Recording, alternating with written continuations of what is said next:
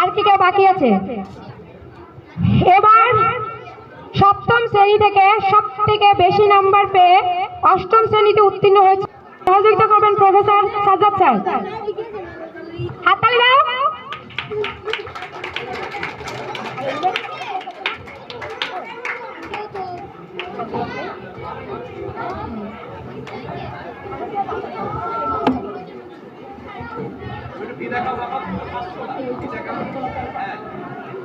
ঠিক আছে, thank you.